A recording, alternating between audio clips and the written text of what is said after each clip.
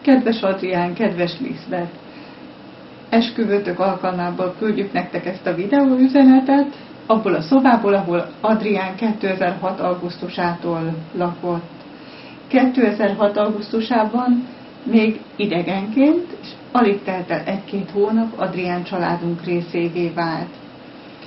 A nyitottságával, kíváncsiságával, türelmével, barátságosságával hamar részese vált a mindennapjainknak, az életünknek.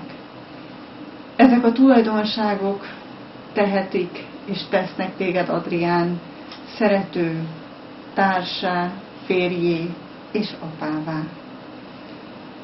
Kívánjuk nektek, hogy életetek... Nagyon boldogok legyetek, és vigyázzatok egymásra, és ne csak dolgozzatok, hanem legyen sok-sok időtek, hogy sok időt tudjatok egymással is eltölteni.